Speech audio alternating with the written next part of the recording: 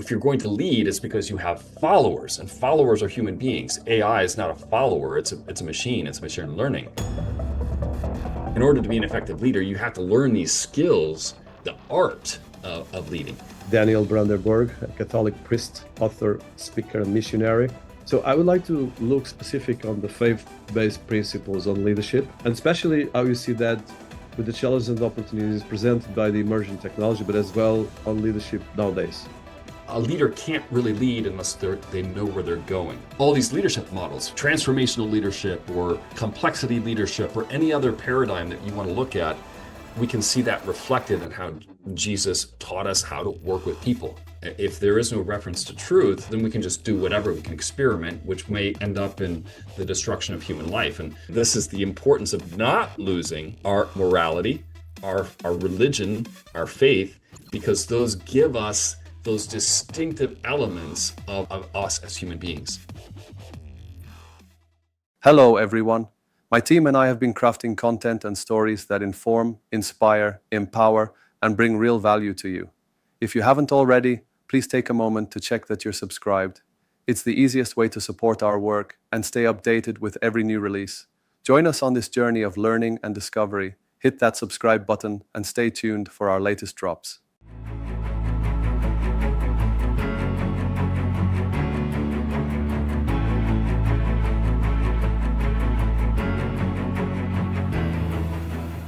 Hello and welcome to Dinis Guarda 2 podcast show, once again powered by citiesabc.com and businessabc.net and wisdomia.ai.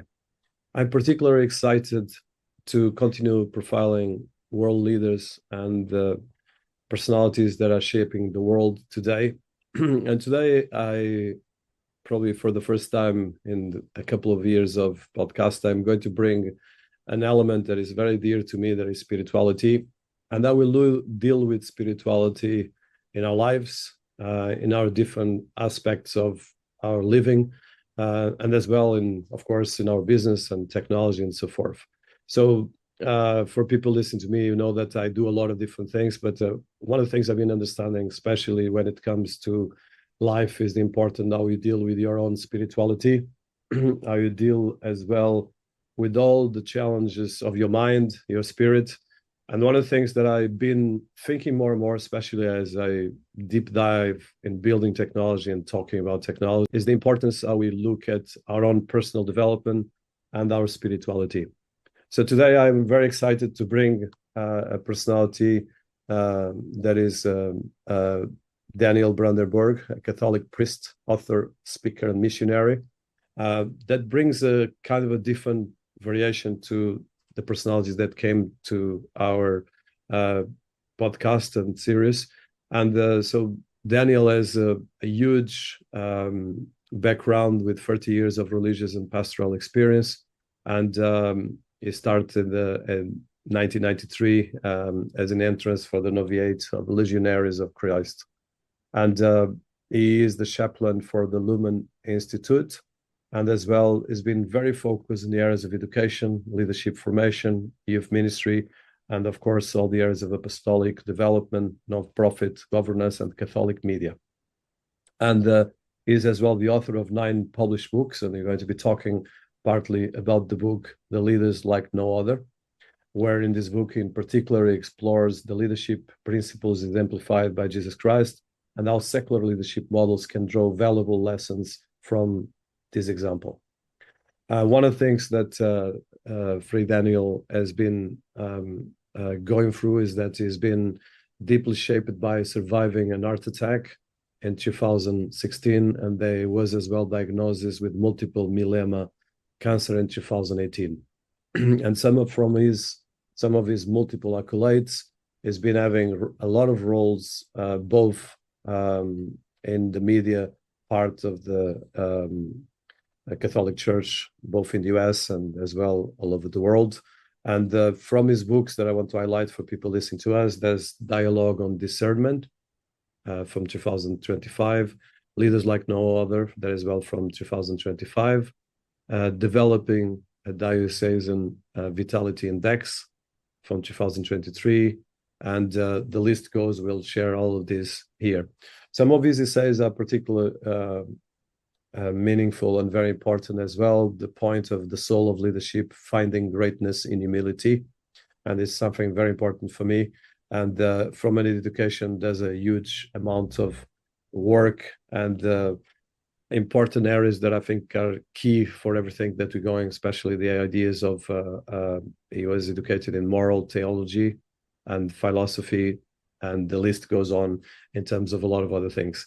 So it's an honor to have you here, Fred Daniel. I'm very humble as well to hear you and learn a bit with you. Dennis, I really appreciate the invitation to be with your audience today and share some insights that hopefully will be helpful for everyone who's listening. So I want to start with, of course, I know that at the moment we have a lot of confusion around spirituality, religion, and then of course I think we have almost like two parts of society that are very divided. In one end, we have people that keep the spirituality and keep all the kind of traditional part that comes with most of the established religions. And of course, the Catholic religion is, I think, by numbers, probably the most established and the biggest one in the world. And then we have in second level, a lot of parts of the world that is denying religion and is relying a lot of the kind of the spirituality. And then we have still probably a third variation that is between both. There is people that identify with the spirituality, but they don't have specific one area. So one of the first questions I would like is, so what brought you from your early life in the rural northern Iowa to the moment that you felt that you want to come back to the religion and become a priesthood and start this career and this life of dedication? Sure. I think that's a great question. It's always good to get the personal connection with people and understand their background. I grew up in a small town in northern Iowa, surrounded by a farm country, a lot of farmers. And from a young age, I felt that God was calling me to the priesthood. I grew up in a good Catholic family. My parents had a reversion to the faith. They were high school sweethearts, got married right after high school, and they were going to church, but the faith wasn't really all that important to them until my dad had a bad accident, and he had a miraculous recovery and realized that God exists and he's still acting in the world today. So I grew up in that type of environment where my parents were living the faith. We went to church as a family, we prayed together, and it was in that context that I felt that God was calling me to the priesthood. Now, I have to admit that, as a little kid, I would always tell people I wanted to be a priest when I grew up. But when I hit 12 years old and I discovered that girls no longer had cooties and that they were pretty cute and I liked girls and girls liked me, and I'm a pretty smart kid, and I realized priests don't get married. So I was like, forget the priesthood. Maybe I'll become a deacon. Deacons can get married. So I actually ran away from the call to the priesthood for the next few years, pushed it out of my mind because I had other priorities and things that were drawing my attention. But in my high school years, as I was getting closer to university level, I started to pray more on my own. I started to have personal experience of, so many of the things that the world says will make you happy, money, sexual experiences, getting power and influence over others, all those things that the world says will make you happy, were leaving me empty. And I was experiencing on the flip side that all the things that the world was ignoring were actually giving me a deeper internal happiness. And so this interesting dichotomy was accentuated within me. And I kept hearing once again that voice of God every time I would pray. Which, sometimes people from the outside will look at that, oh, was he, going crazy, hearing voices? No, it's not like that. When God speaks, it's oftentimes through the people, the circumstances around you, situations that you're in, reading God's word in scripture, those little things that just are signs that you can pick up in your life. Just like a scientist will pick up, these listening to the universities, picking up radio waves or picking up little signals. It's all those nuances that are out there in the universe that speak to us. And if we have a listening ear, we can begin to perceive and decipher the messages that are coming. And that's what was happening in my interior. So I ended up actually entering the seminary at the age of 17, right after high school, and started my studies for the priesthood. So that gives you a little bit of background. I don't know if you want to press on any of those aspects, but or move on to the next question. Now, I want to touch this in the context of the next question, because I know that for people listening in that with us, I think for my own personal experience, um, I think there are people that keep with the traditions and go for all the challenge and go on that, and of course, people that just press delete for all the traditions of, especially in terms of I think you're religion. right. There's so many people in the world today that think that religion is irrelevant. Uh, but at the same time, those same people are struggling oftentimes to find purpose and meaning in life. And I think that many times people have too quickly written off religion as being irrelevant or not up with the times or unscientific. And I don't think any of that's true. And there's a really interesting development, I think, very much connected with your audience and development of AI, social media, new technologies. What we're seeing in many parts of the world is young people who their parents maybe have rejected Christianity, rejected organized religion, but young people who are searching for meaning and truth are finding available resources online. Now, of course, as we know, there's a lot of garbage online too, a lot of hocus pocus stuff and stuff that's just really not scientific. But there are also many articulate people, scientists, researchers, academics who have gone through this search for purpose and meaning in life and have found in their Christian traditions and their religious traditions a deeper sense and purpose of life that is awakening in a lot of young people answers to questions that they've been seeking for. And like France last year, France was like a very atheistic country in many respects. Used to be very Christian. Many people abandoned Christianity. They had over 20,000 young people who sought baptism in the Catholic Church last year. You know, my sister-in-law is a good case in point. My youngest brother married a girl from France who grew up in an atheist family whose father had come from a very devout Catholic family, and he had repudiated and abandoned Christianity. So she grew up in a not totally non-Christian atheist home. And as a young woman, she met my brother, and she eventually converted and I actually was the officiant for her baptism and entrance into the Catholic Church. One of the most beautiful and joyful days of our family. And I asked her a couple of years ago, Sibyl, why did you become Catholic? And she said it was for two reasons. Number one, because of beauty. She found beauty within the Catholic Church, which I think is always calling out to the soul of every human person. And the second thing that she found was has really surprised me. She said, my family growing up was very dysfunctional. We had a lot of fighting. We didn't get along with each other all the time. And when I met your family, you were dysfunctional too. And you fought all the time and had problems. But the difference was in your Catholic family, you talked about the issues and you worked to forgive each other. And so it was actually the element of forgiveness within Christianity and Catholicism that drew her to a deeper experience of God in her own life. Yeah, very special story. So I want to touch on what you just said. So there's the sense of course, the different lifestyles, and in your case, you Sure. have an extensive academic journey. So Mhm. you had the licentiate degrees in philosophy and theology That's right. from actually the Pontifical Italian Regina Apostolorum, which is in the Vatican, and it's a very Yes. important school, probably the most important theology in the world, especially in the Christian world. So how was this academic foundation shaped, especially your approach? Because of course, most of the priests don't have this type of education unless you become a bishop or you go to the Vatican and you follow a Sure. career. But how this shaped both your personal life and as well your priestly vocation. But I would like to touch specifically philosophy and theology. I brought to some of these podcasts some of the biggest philosophers in the world, like Nick Hmm. Bostrom, that actually shaped most of the visions we have about superintelligence in the world. Hmm. And of course, this is a very important thing. But I want to listen first from your personal angle.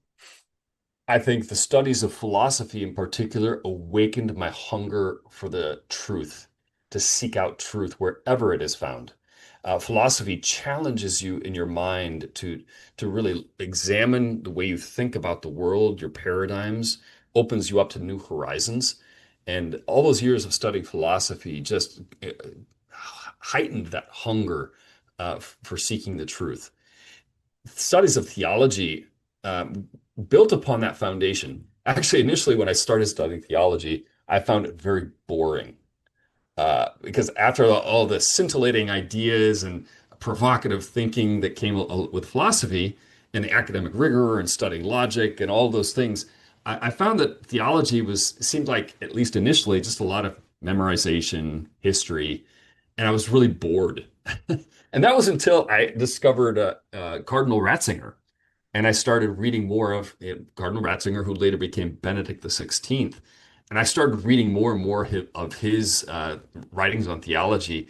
And it got me excited for theology, for discovering, because theology is the rules of the mind applied to studying the data of revelation.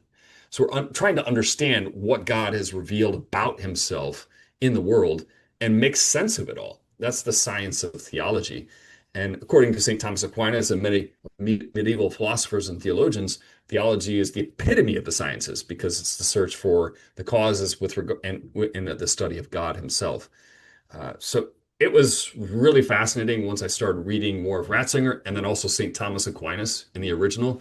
I got bored with reading some of the other theologians and I said, these guys are too shallow. So I actually went and read most of St. Thomas Aquinas in Latin, in the original language, so that I wasn't working also through a translator. And I found it extremely fascinating. He's one of the most brilliant thinkers in the history of humanity. Anyone who thinks that St. Thomas Aquinas is stuck in the Middle Ages has no clue. The breadth and openness of thought, his way of dissecting an argument, gathering all the opposing ideas and drawing out conclusions is really fascinating. Well, he's one of my favorite philosophers and thinkers. So Yes, I'm with you, and he has a lot of he actually shaped the history of thinking as well. without And a doubt. yeah, so very interesting. And as well as a quote from him that I love is the things that we love tell us what we are. And the love is to will the good of the other. So Mm. picking on that and just keeping on this. So I want to touch the so your studies brought you a lot to study leadership as well. And Not so initially, but it yeah, started to pop out more and more as the years went by. Because initially, I was getting leadership formation in the seminary because we divide into teams. And so I was a team leader and learned kind of on the ground practical things. I had also played sports in high school and been on different teams. So I had early exposure to leadership practices, but it wasn't actually until years later that I started to study leadership more on my own, just of a personal interest. no, that's very interesting. So I will go to that. So another part that is quite significant in your life is the challenge and the health challenge that you went through, and that not small things. We're talking about an heart Right. attack, and you're still quite young, and as well diagnosed with cancer. So how this I know, of course, being a spiritual that helps a lot because you have a sense of faith Hmm. independent of what's going on. But I want to touch this how this marked your life and how this contribute to be as well the thinker that you are today and keeping your vocation as a religious person and personality. Yes. Well, it was the Roman philosopher Seneca who said back around the time that Christ lived, he said, quid facies respiciat mortem. Whatever you do, keep death in sight. And I think that's a good adage to live by because when you recognize that life is short and that it will come to an end, it puts a finer point on the time that we have available. And so you want to make the best use of the time that you have available and make sure that you find your purpose in life. And I think that having a heart attack when I was 39 years old really put that into focus because I kind of just assumed my grandfather lived till he was 97 years old and my great other grandfather lived till he was 96, and I just assumed, hey, I got a lot of years ahead of me. But when you have a heart attack at 39, 100% blockage in my right coronary artery, and the doctors and nurses are telling you afterwards, we don't know how you are not dead, it does remind you of your humanity and your mortality. A year and a half after I was had the heart attack, I was diagnosed with multiple myeloma cancer. I'm a little hard-headed, so it's hard to, I'm a little slow to learn the lessons. I guess God was offering me another chance to learn the life lessons I needed to learn. So going through, uh, the chemo treatment, bone marrow transplant, dialysis, many other complications that came from the multiple myeloma, which is a very serious type of bone marrow cancer. Um, those lessons were driven home much more deeply. And I think I experienced something that I'd always, in some ways, been sheltered from. I mean, I've been healthy all my life before that. And the experience of the cancer helped me to relate more closely with people who suffer. I think one of the things that always troubles intellectual minds, those who are thinking about the world, is the problem of suffering. When we look around the world and see children dying of hunger, or see people who are in developing countries who don't have the basics for life, people who lack opportunities to grow, we see this reality of suffering all around us. And we can fall into one of two errors, I think. One is to turn a blind eye to it. It's just become indifferent, to try to block it out and pretend it doesn't exist. We create little enclaves where we're comfortable and we just ignore the difficulties of other people. The other temptation, I think, is to allow it to crush us, to defeat our faith in God and His purpose for the world. And I think neither one of those temptations is the right one. The Catechism of the Catholic Church has a beautiful number from the UCAT, which is the Catechism for Young People, which talks about this. It says that the real question isn't why is there suffering in the world, but the real question that we should be asking is how can we deal with suffering if we don't believe in a God who has taken on suffering himself in the person of Jesus Christ? And Dennis, I was able to experience that firsthand as I was going through the cancer treatments. I mean, incredible pain, psychological suffering, feeling like I was a burden on other people. And I was able to experience the redemptive value of suffering united to the cross of Jesus Christ. That gave me spiritual insights that will last my whole life long. That's first of all, it's something that I always, as a human to human, it's a very I hear and I feel as well the pain and as well the resilience that you need to go through that, and as well it changes everything about us. So a lot of respect and a lot of for your strength and the inner capacity to get out of that. So you've been, like we touched about on the leadership, and I want to touch on that. So all these personal experiences and challenges, they shape who you are today. And of course you have Without a doubt. how do you look, so, and of course in your recent book Leader Like No Other, you of course look at I think what is interesting, that's the reason as well that I was excited about interviewing you, is that you look at of course the personality of a leader like Jesus, but you look at performance environments of modern leaders. And Yes, this is a big question that I have right now. So leadership, and of course, it's first of all dealing with people, and exactly. secondly is how you look at how you be humble but be strong, because of course, if you're not strong, you cannot be a leader. And at the same Mhm. time, how can we be strong and keep your ethics when the world is not black and white and there's a lot of layers, and as well becomes more aggressive. So I want Mhm. to touch, first of all, if you can talk about the book, okay, but Sure. as well this kind of a non-conventional way of looking at Jesus Christ and compare it with Steve Jobs and a lot of other personalities of history of management and leadership. Right. Well, it's a great question, Dennis. And actually, when I had finished my 4 years of doctoral studies, I'd defended my thesis and graduated. I went on a 2 month sabbatical with some other priests, and I was explaining to them what I had studied during those 4 years of doctoral studies. And it dawned on me in that conversation that not once in those 4 years had we talked about Jesus Christ as a model for leadership. I was a little surprised, kind of taken aback that I hadn't realized that before, because arguably, I mean, who has ever had more followers than Jesus Christ in the history of humanity? No one. Who has ever had more qualified followers than Jesus Christ? I mean, men and women who are willing to abandon their home countries, go as missionaries to other places, die as martyrs. I mean, there's no one. Uh, no one has had the staying power of Jesus. No one has had the possibility of transcending time and place. Most leaders are effective in a very limited jurisdiction for a short period of time, and then they pass on.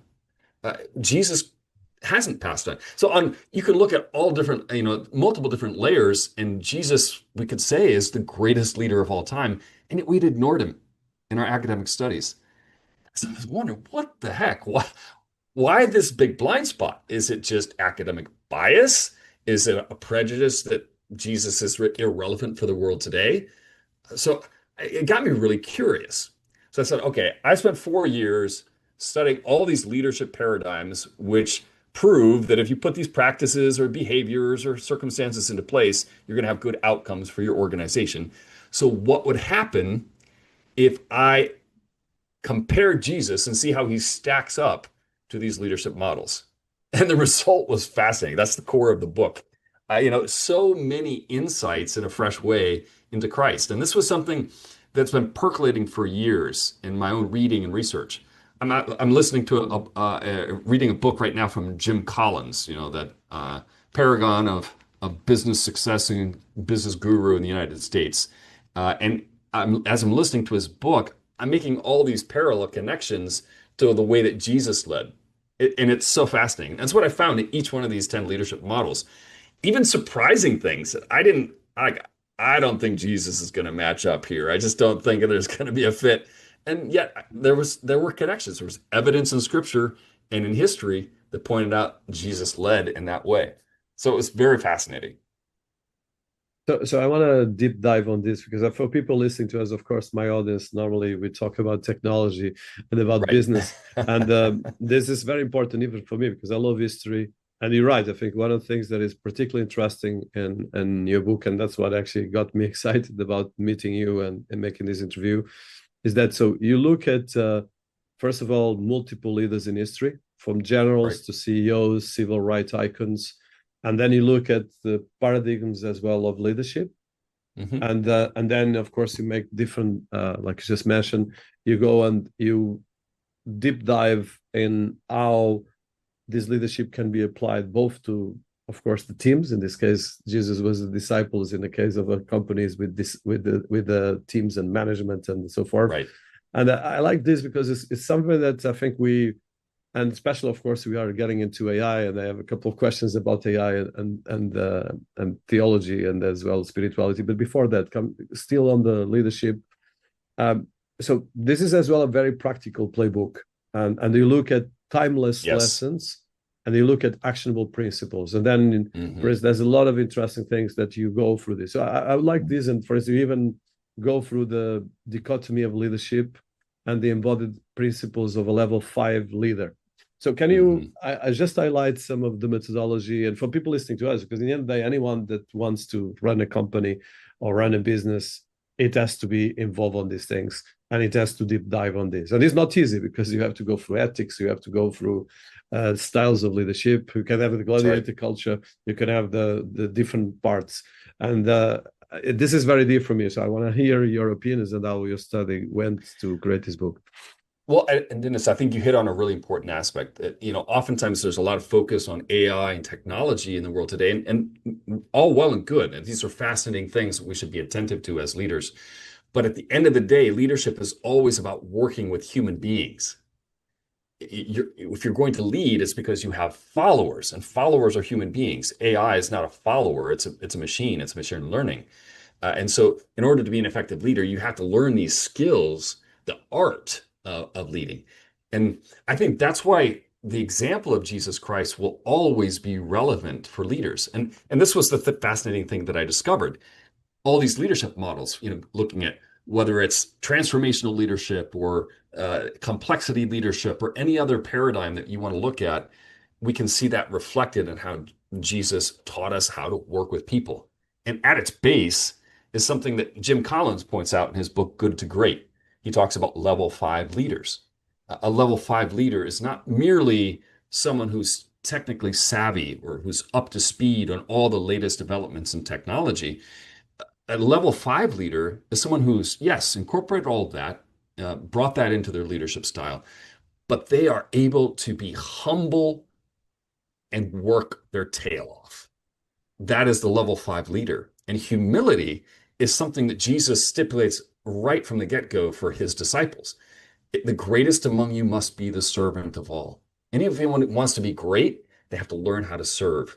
And that's what I've seen in practice over the years. And Jim Collins has brought it out in his book, and many other practitioners and academics around leadership bring out this same point. Without true humility, which is not, self-effacing false humility, pretending I don't have any qualities.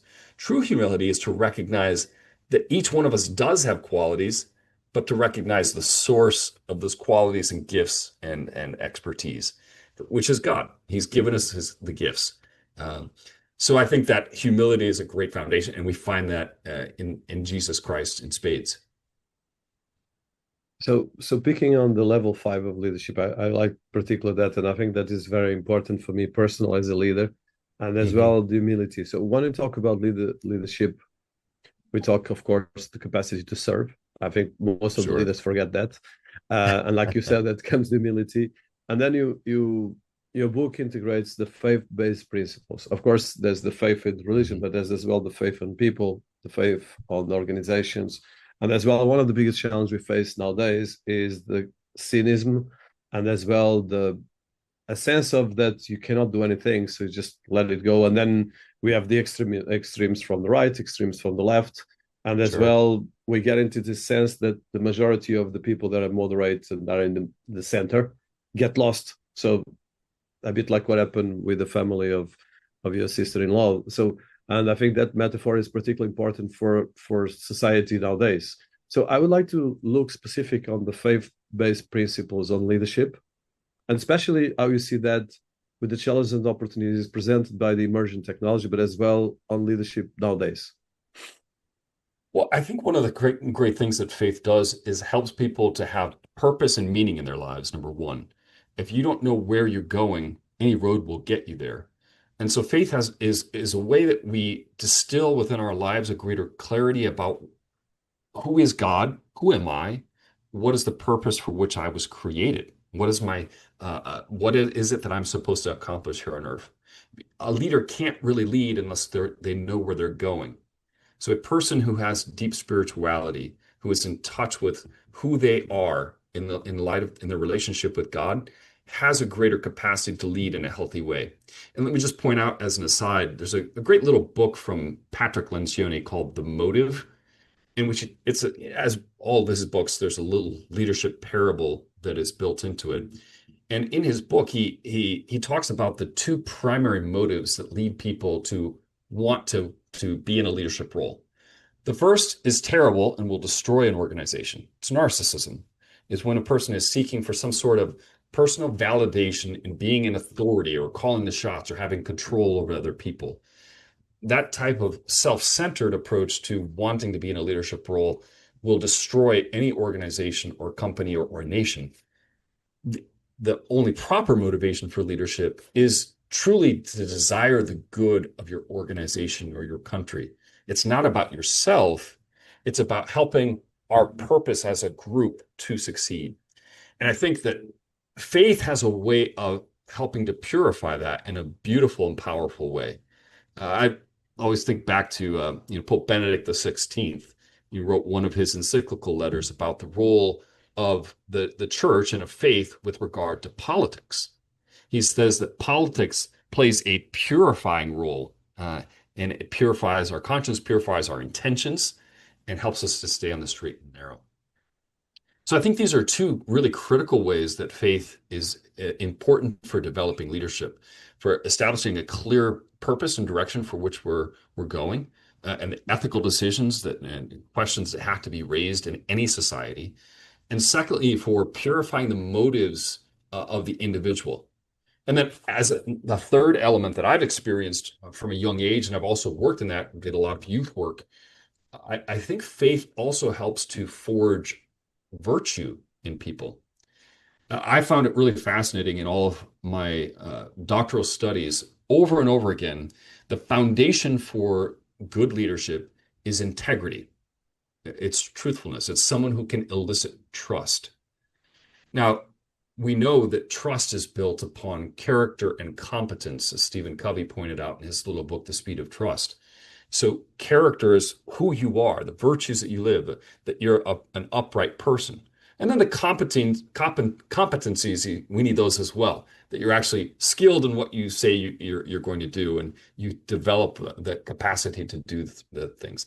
Faith helps to shore up that building up of character and competence so that a leader can build trust in those who follow. So you touch a lot of key things, and of course these are the key things, and the critical elements that you need when it comes to any leader in any part of the world, and how we build all these different things. So now I want to deep dive into the areas of how we combine these when it comes to technology and special AI. Sure. So in the official statements from the last Pope, the late Pope Francis, and the current Pope Leo XIV, the statements official on artificial intelligence emphasize the need for ethical regulation to ensure that technology serves humanity and the common good, not just profit and efficiency. And the key statements highlights areas that are key for all of us, but the human dignity is paramount.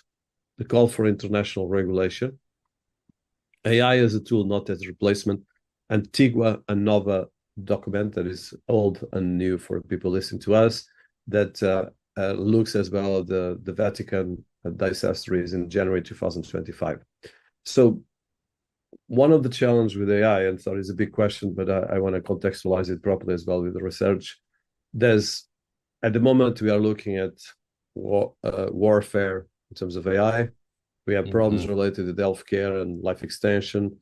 The biggest challenge, probably short term, is economy and labor, which, for instance, in the US alone, we're talking around over 100 million jobs being replaced by AI, and creating a huge, I would say, a lot of stress, to say less, and there will be another problem that people are not even conscious about the velocity of labor change and shift and radical change. The education as well, and then privacy and misinformation. And I'm not even talking about cybersecurity, but these are actually the areas that actually the Vatican and the two of the last Pope and the present Pope have been highlighting. So coming back with your background of leadership, and effectively for me, actually, I have moments of positivity and moments of strong despair. Questioning. Yeah, not despair. Sure. I would say more question, because I believe despair is when you give up. I didn't give up. That's right. And Good. I'm glad you're not giving up. No, because the challenge is effectively, for instance, when you talk about the US, the recent MIT study talking about 100 million people, jobs, and we're talking about this is equivalent to the economy of around $1.2 trillion.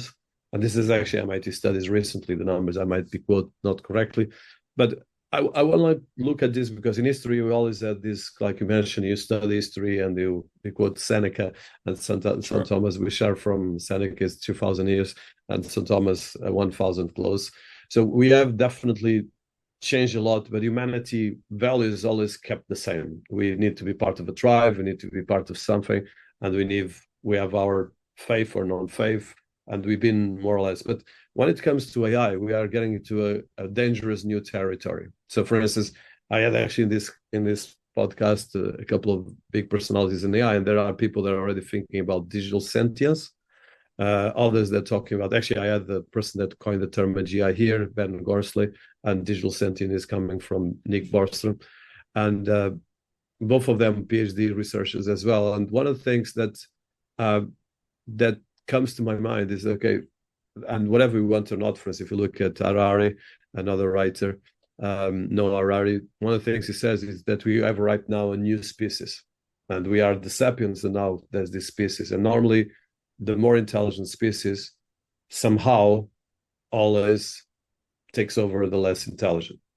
So I want to, it's a bit of a provocation question, but I think how you see this both as a person of faith and for people listening to us, because this question is going to be haunting a lot of people, young people listening to us, old people, that of course these jobs are going to be difficult to replace, and we have to create new business models, new leadership models to cope between this, whatever we want or not. We're talking about most of the studies saying that you're going to have AGI in 1 year, others maximum 5 to 10, and even the biggest experts in the world are talking. For me, we're already in the first stage, but it's going to be much bigger. So coming here, the focus on common good and the humility that you mentioned. First of all, we have to pass these values to the machines and to the AIs, because otherwise you're going to, because they already are there wherever you want. There's around 2 billion AI agents in the planet. And if you do a calculation, you can go to 10, 20, 50 billion. And some of these AI agents are becoming incredibly intelligent, and some of the the structures. And there was an interesting study. Sorry, I'm a bit over on this. For instance, one study recently was that a lot of the LLM AI agents, especially the most sophisticated ones, one of their fears were taken down. They were afraid of being taken down. I'm talking pure language models, because of course a language model is part of what we are as humans. We have a language model in our brain, but then there's much more. So I just want to highlight this in the principle of your research, and as well in the principle of faith. And I know that I did a big question that's very broader, but I would like to hear your opinion on this. Well, Dinis, you have opened up the proverbial can of worms, or if you prefer, Pandora's box. And it's interesting, talking about history, going back to Pandora's box, that the myth exists in the mythology of the Greeks because of the proverbial opening up this possibility of allowing evil into the world. And so, in a sense, we could look at AI as somewhat of an opening up of that Pandora's box. I think that's one way of looking at it. I think the Catholic Church's way of looking at it is more like you cited from this document, Antiqua et Nova, the old and the new. The world has seen so many iterations of different types of technology that have caused fear in people or caused exhilaration, like with the possibilities.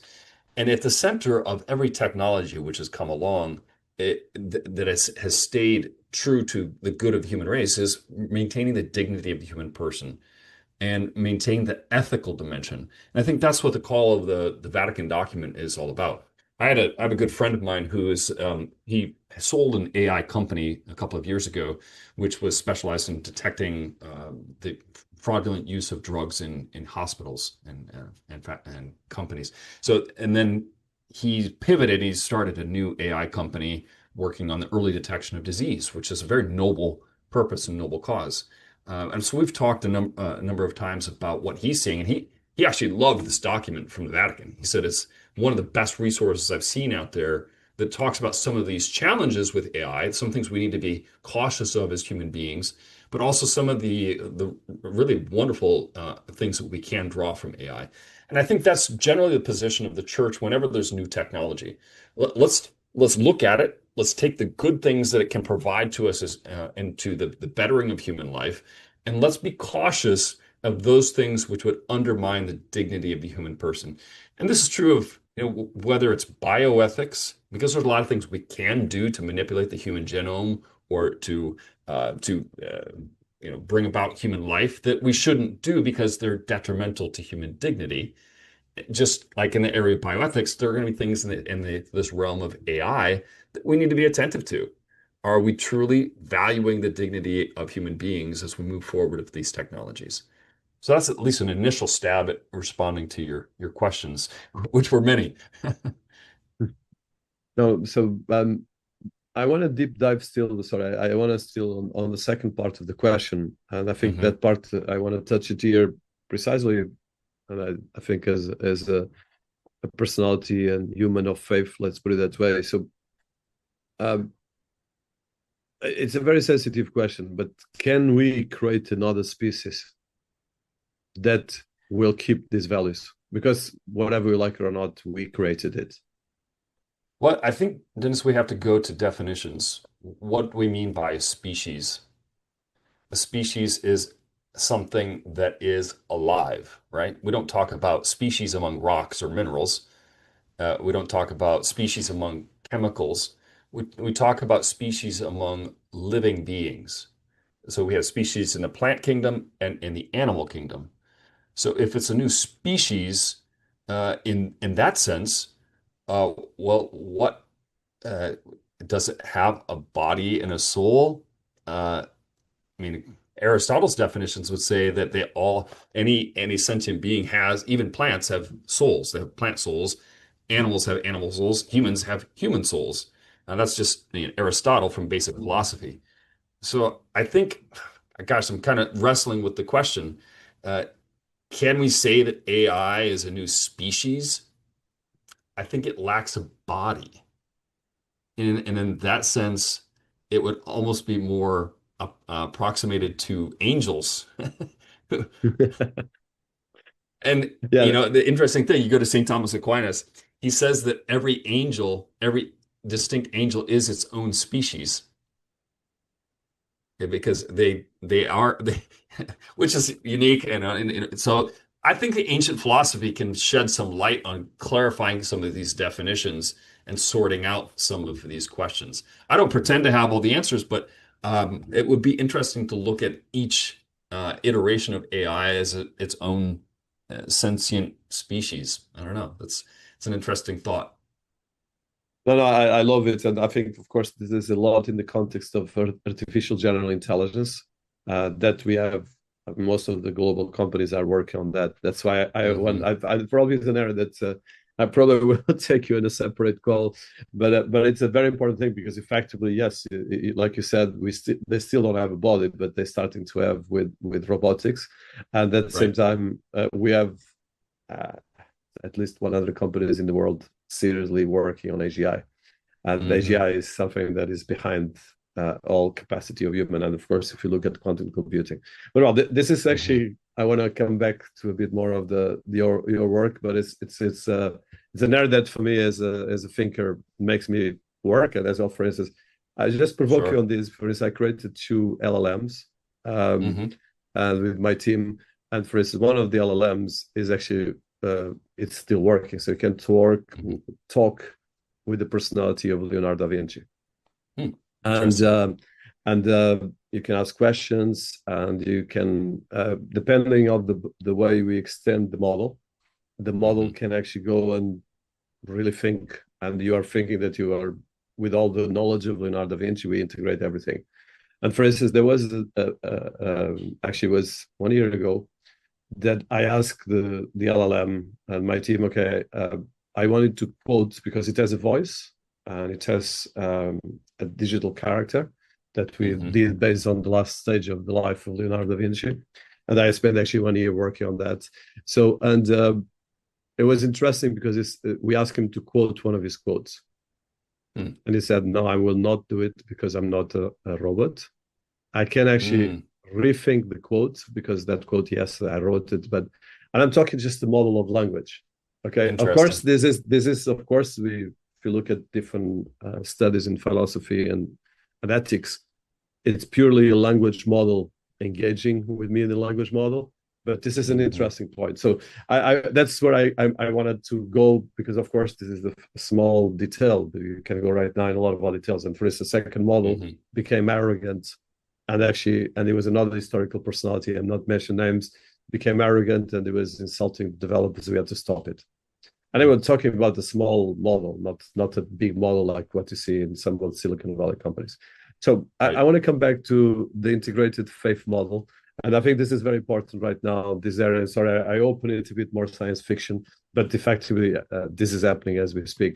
So when you integrate the faith model principles of leadership that you reflect in your work and research, and I love that you actually go in history and then you keep the paradigm of Christianity and Catholic and Jesus as a model, but as well you look at the challenge and opportunities. And researching for this, when I was researching for this interview, I saw as well fantastic interview from your own website where you were discussing with another thought leader about a lot of the things related with, for instance, how we look at, I'll just quote for people listening to us because I think is an interesting one, that you were discussing in one interview. There was, and I think this is important for people listening to us, is the title of the interview was How We Look. Sorry, just going for the right question. It was with the coach Jeff Garrett, and he mentioned a conversation of faith, moral relativism, and atheism. So I want to touch this in the context of leadership, because if you have moral relativism, you can have a big serious problem, especially as a leader. And this comes back to everything in society. So if you could reflect a bit on this. Oh, definitely. I think that, Dinis, this is one of the big problems of the 20th and 21st centuries is that in jettisoning God or religion, it's what we've ended up with is this form of relativism, where the only truth is whoever's more powerful. And this is at the foundation of all the totalitarian regimes that we've seen in the 20th century and the death of so many millions and millions of people. Because if you only have reference to the state or the individual who is in power as the point of truth, and there's no truth outside of that, then we are in a very problematic state of affairs. And this comes back to our whole question about AI and the proper use of AI. If there is no reference to truth, then we can just do whatever. We can experiment, which may end up in the destruction of human life. And we're seeing even popular movies, coming out with these doomsday scenarios. Tom, what's his name? The last movie from Tom, the famous American actor, not Tom Hanks. I'm thinking of a different one. But they're all about AI taking over the world, shooting nuclear missiles, destroying everything. And if we don't have a moral base to put the safeguards in place, those things are possible. I mean, our civilization almost collapsed in the Cuban Missile Crisis, and other times during the Cold War when people lost their moral sense. And I think that's very important, which is the caution from the Vatican in the midst of all of this excitement about the development of AI. Let's also not forget our moral compass in the midst of all this.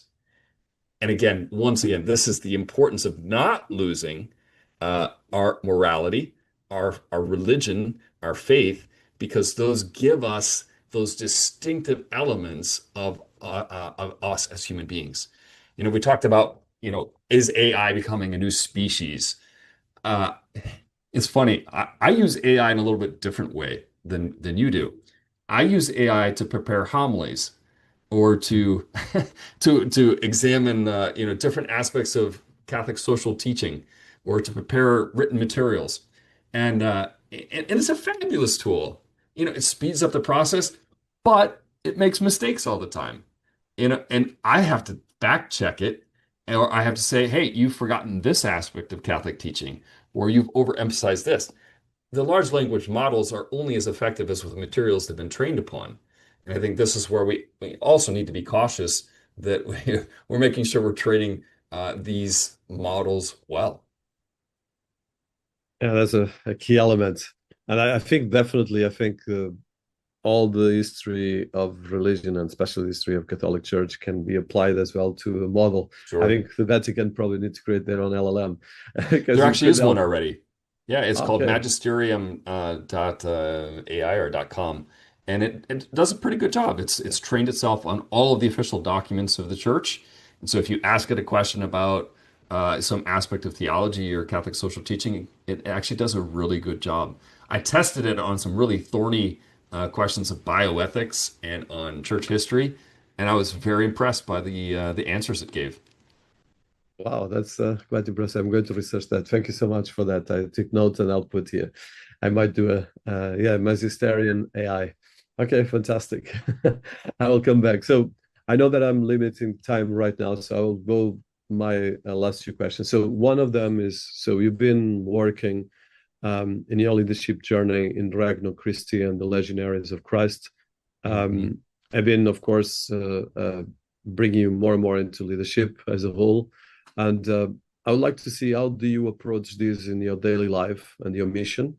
And especially how you bring this to people listening to you. And of course, there's the people that are part of the religion, but as well on the day-to-day, and especially how this brings to urgent needed initiatives around leadership, innovation, and how you support this in all the areas of your life and as well to the communities that you are dealing with.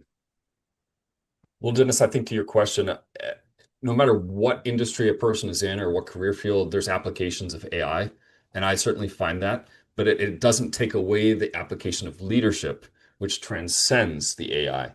And I was, just thinking about that question, uh, we talked before about some of the angst that we see with the development of AI.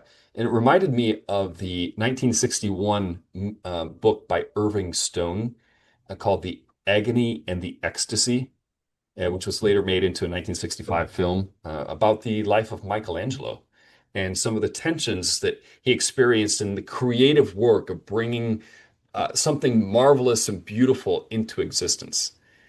And I think that's a reality that any leader is going to face. The agony and the ecstasy. There are many good things, and I've experienced great leadership, great leaders in the church, in my religious order, in Regnum Christi over the years, and I've also experienced, poor leadership at times, or unfortunately, like the sexual abuse crisis, where bishops and priests swept things under the rug that they should not have, and engaged in behavior which was completely contradictory to their vocation and calling. And we've all experienced that. The number one reason why people leave a job is because of a bad boss. And the church does not have a lock on all the bad leadership in the world. In fact, I've found great leaders within the church as well. But it's reinforced for me over these years the importance of training in leadership. That if we want to have good, ethical leaders, we need to prepare them.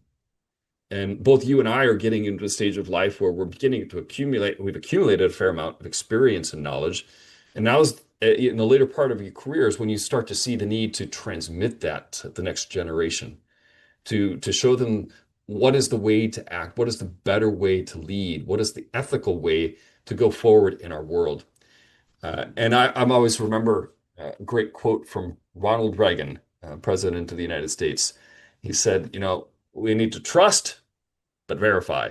And I always apply that in my own leadership. When I'm working with people, I generally try to trust people, but also check, verify things. And I think those are good lessons that I've learned over the years in working in the leadership realm.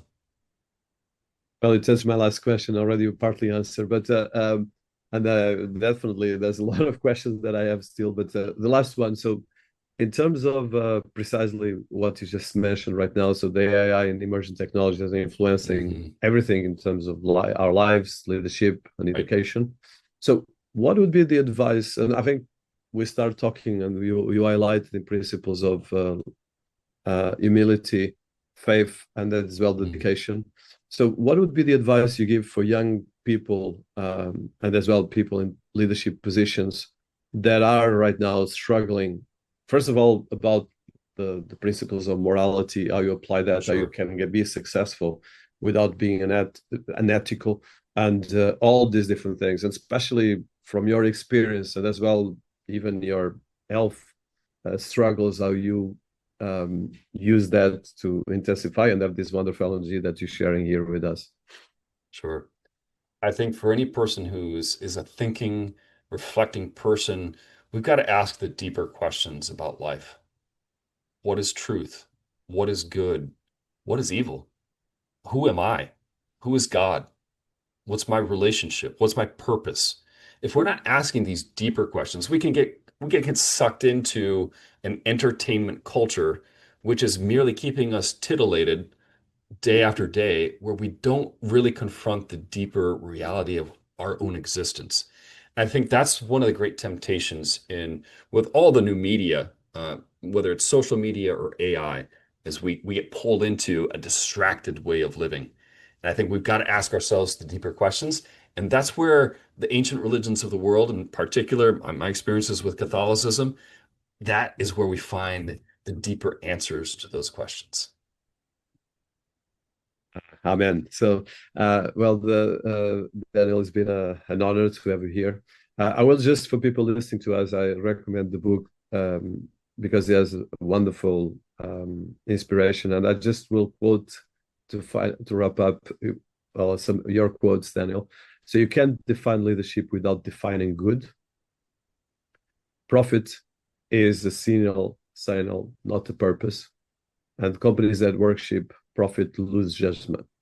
But when purpose is clear, profit becomes a measurement of health, not the mission itself. And the last one, he values all people motivated by compassion and always offers more than he has, contrasting with secular models. So these are some of the highlights that I think made me, of course, have you here, and probably will be a lot of other things we're going to do this, but definitely very inspiring. Thank you so much for your time here, and as well for your energy and positivity, and as well the sense of bringing this principle of serving, humility, and morality and faith that we all need. Thank you so much. Thank you. God bless you. Thank you for watching this episode. Please share your thoughts, questions, or a topic you want next in the comments section. My team and I read them all and will tailor our future videos around your feedback. And don't forget to subscribe so you don't miss the next drop. Until next time, stay healthy and informed.